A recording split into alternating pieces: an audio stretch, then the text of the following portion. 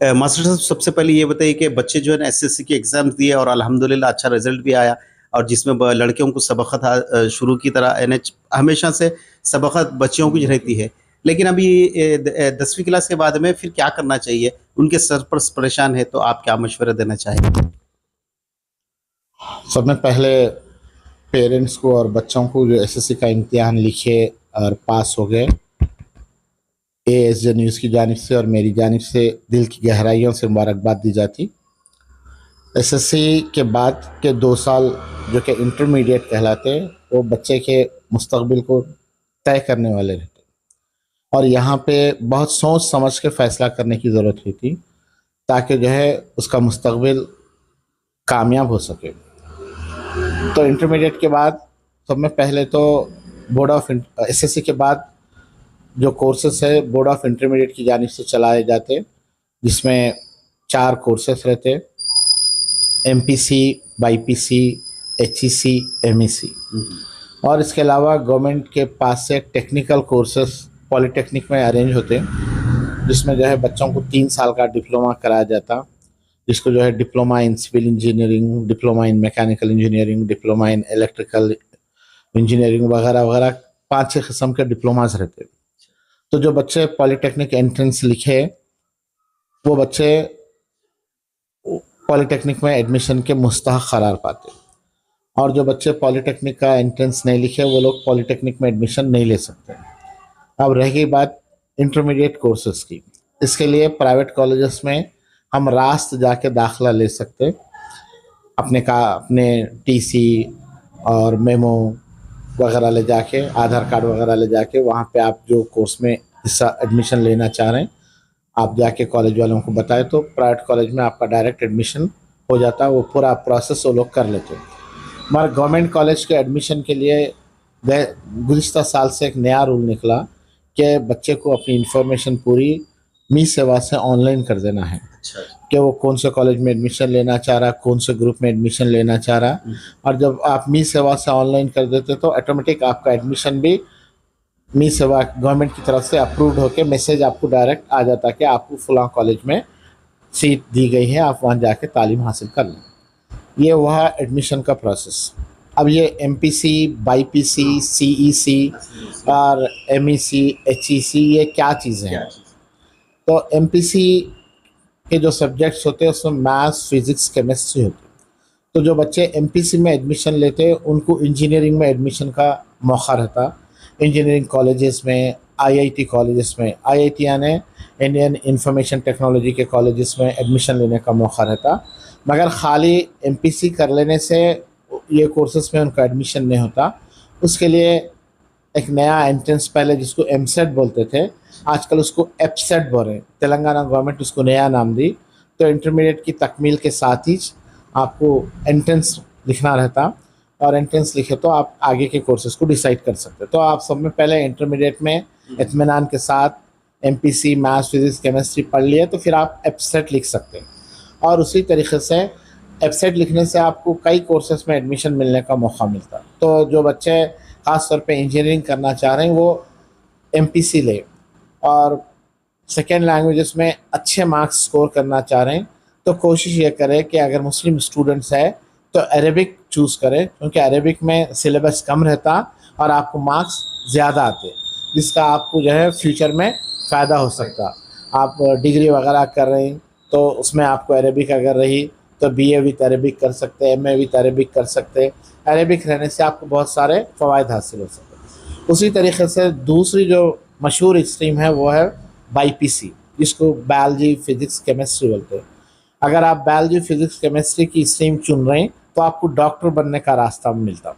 तो अगर आप डॉक्टर बनना चाह रहे हैं, एमबीबीएस डॉक्टर बनना चाह रहे हैं, या यूनानी के या होम्योपैथी के कोई भी फील्ड में आप डॉक्टर बनना चाह रहे हैं तो आपका इंटरमीडिएट में बाईपीसी स्ट्रीम चूज़ करना ज़रूरी है।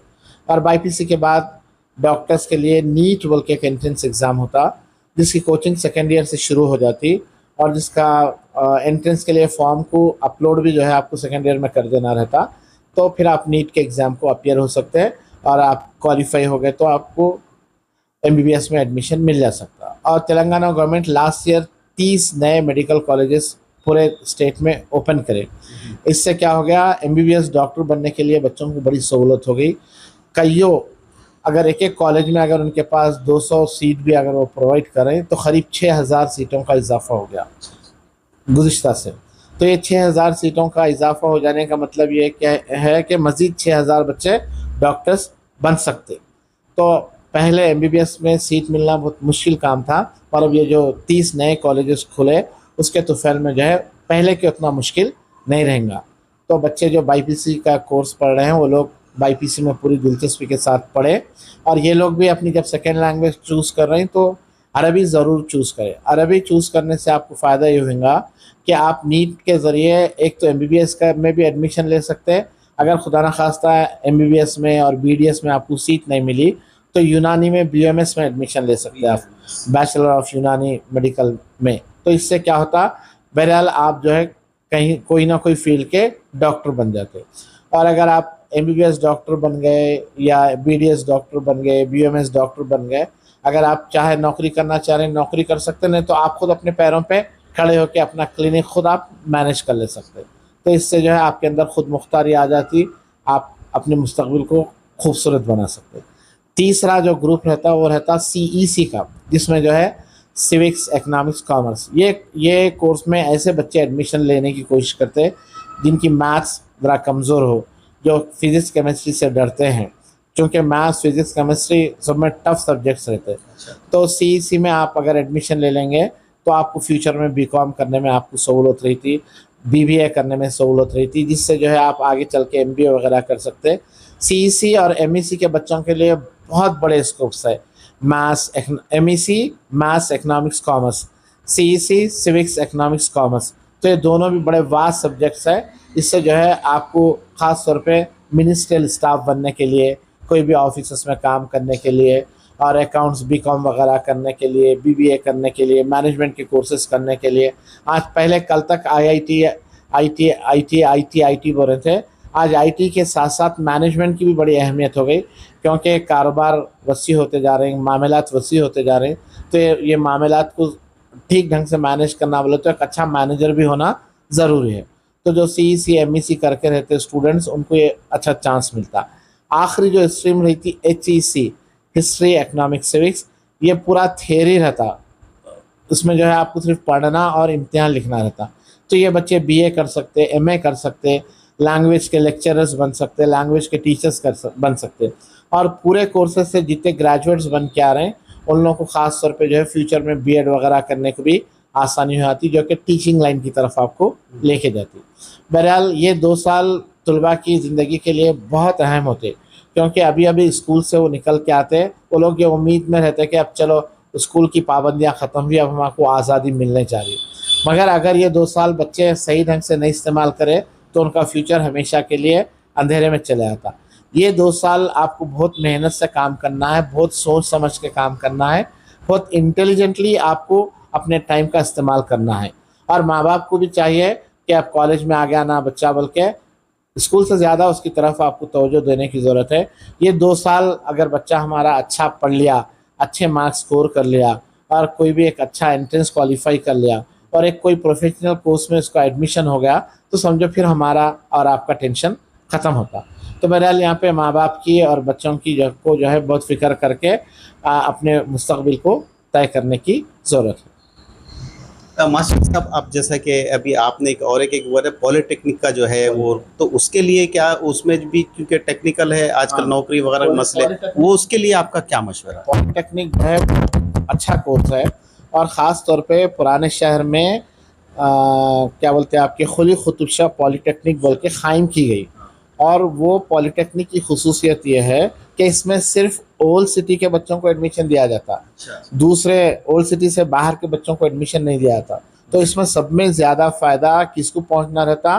मुस्लिम कम्युनिटी को पहुंचना रहता। फिर उसके बाद ओल्ड सिटी की हिंदू कम्युनिटी को पहुंचेगा, और ओल्ड सिटी में इत्तेफाक से मेजॉरिटी में क्योंकि मुसलमान है, तो मुसलमान बच्चों को आसानी से जो है 3 साल डिप्लोमा कोर्स में एडमिशन मिल जाता। अगर आप 3 साल डिप्लोमा कोर्स पास कर लिए तो उसके बाद आपको जो बैचलर्स डिग्री में एडमिशन लेना है तो डायरेक्ट सेकेंड ईयर में आपका एडमिशन हुआ था। आपको फर्स्ट ईयर से, अब इंटरमीडिएट के बच्चे 2 साल पढ़ के आए तो उनको डिग्री में फर्स्ट ईयर में एडमिशन मिलता है। चूँकि यहाँ आप 3 साल कर रहे हैं पॉलिटेक्निक में, तो स्वास्थ्य आपका लास्ट एडमिशन सेकेंड ईयर में हो जाता। तो इसका फ़ायदा आपको ये होता कि आपकी बुनियादी पूरी इंजीनियरिंग से शुरू हो जाती और फिर आगे भी आप इंजीनियरिंग, जबकि जो इंटरमीडिएट के बच्चे पढ़ के आते रहते हैं अभी उनकी बुनियाद नहीं रहती है, खाली वो मैथ्स फिजिक्स केमिस्ट्री पढ़ के आते रहते, तो स्वास्थ्य उनको फर्स्ट ईयर में एडमिशन मिलता। तो 6 साल में 2 साल ये 4 साल में इंटरमीडिएट करके भी बच्चे ग्रेजुएट बन जाते। इधर डिप्लोमा में 3 साल, फिर इंजीनियरिंग में इनको 3 साल ही करना है, तो दोनों भी 6 साल में इंजीनियर बन जाते। तो इस तरह से जो है ख़ास तौर पे पॉलिटेक्निक के बच्चों के लिए बहुत अच्छी वो रहता, मौका रहता। और फिर पॉलिटेक्निक हमारी पहले की तरह नहीं रही, अब बहुत ही सख्त कायदे क़ानून बन गया और बहुत शानदार मेंटेनेंस हो गया। कुछ आज से 7-8 साल पहले, 10 साल पहले पॉलिटेक्निक के इंतज़ामात उतने अच्छे नहीं होते थे, तो अक्सर लोग जो है अपने बच्चे को पॉलिटेक्निक में एडमिशन कराने को सोचते थे। मगर अब जो है पॉलिटेक्निक में एडमिशन कराना आपके लिए बहुत फ़ायदा बख्श होगा। तो जो बच्चे एंट्रेंस लिखे वो लोग किसी हाल पॉलिटेक्निक में एडमिशन लेने की कोशिश करें।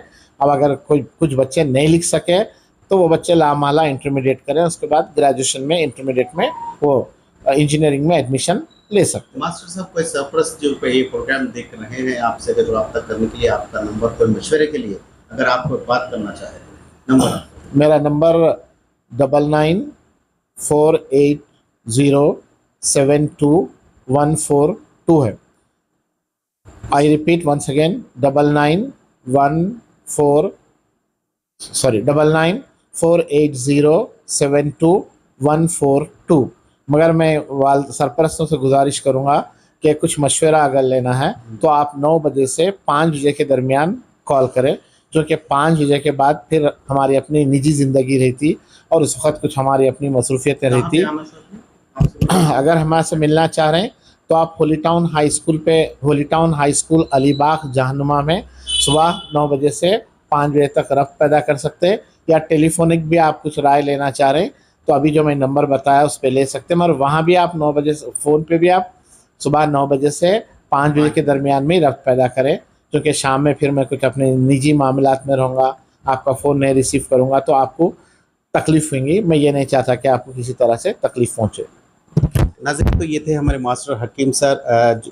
आपसे गुजारिश है कि ये इंटरव्यू को पूरा सुने और पूरा देखें, और भी अपने बच्चों के ताल्लुक से उन सरपरस्तों से मेरी जो है ना दरख्वास्त है कि हमारे मास्टर से होली टाउन स्कूल अमजुर्रा बाग में आप रब्ता कर सकते हैं सुबह 9 बजे से 5 बजे तक। और जो स्टूडेंट्स ये प्रोग्राम्स मास्टर साहब का देख रहे हैं, वो बच्चों से भी गुजारिश है कि आप रास्त तरीके से मास्टर साहब से मिल सकते हैं, आके मुलाकात कर सकते हैं। और सुबह 5 बजे से लेके सुबह 9 बजे से लेके 5 बजे तक, जब तक के लिए दीजिए इजाज़त। इंशाल्लाह नए उन्वान के साथ मास्टर साहब से बात में, जब तक इजाज़त दीजिए। अल्लाह हाफ़िज़। शुक्रिया।